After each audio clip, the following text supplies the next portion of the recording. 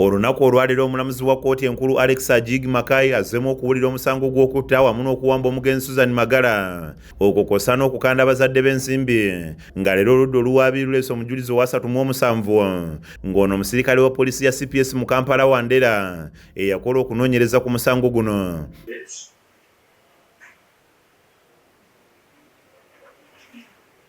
Abajulizi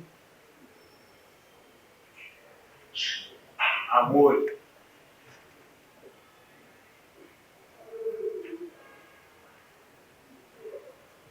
Immaculate Kawajulizi Amori, I said is a stepmother because she is, I established she is the wife of Magala John, but not the mother of Susan Magala. She got married to Magala when Susan was still young, so she brought her up. So everybody knows she's the mother, but the truth behind it that she's the stepmother. Wabula babo oludda olw'owabiri lw'ababadde basuubira ba kampuni z'ebyempuliziganya okuli eya Airtel wamu ne MTN abakungu mu by'amasimu okuwa obujulizi bwabwe nga Wandera ategeezezza kkooti nti abawawaabirwa bonna omwenda abamanyi nga bano kuliko Olubega Yusufu, Waswa Hussein, Sali Muzamiru, Kyewoli Abubeka, Kisalita Muhammadi, Kato Hassan Miro, Bukenya Ismaili, Buvumbo Musa Abasi ne Hajara Nakandi kuba ye yakola ku fayiro y'omusango guno ogubavunaanibwa. She was on the phone speaking to one Yusuf Muhendo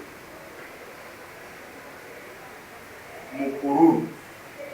Wandera annyonnyodde byonna bye baazuula mu kunoonyereza kwabwe n'engeri olukwe olwakolebwa okuwamba Susan Magala gye lwalukibwamu okutuusa lwe baamutemako engalo n'okukanda abazadde b'ensimbi eziwerera ddala akakadde k'ensimbi za $1 kalamba nga fayiro eno yamuweebwa aginoonyerezeeko ng'ennaku z'omwezi 22 omwezi ogwokubiri omwaka ogwa 2018.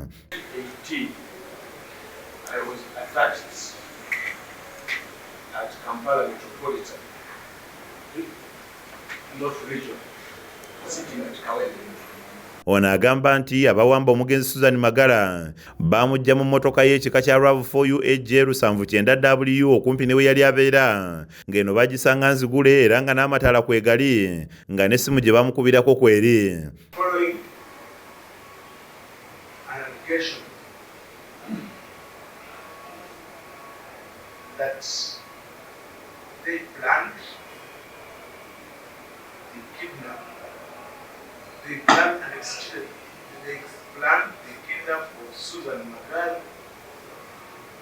Oluvannyuma lw'okuwulira obujulizi buno, omulamuzi Ajig ayongezzayo okuwulira omusango guno okutuusa ku Lwokutaano lwa wiiki eno.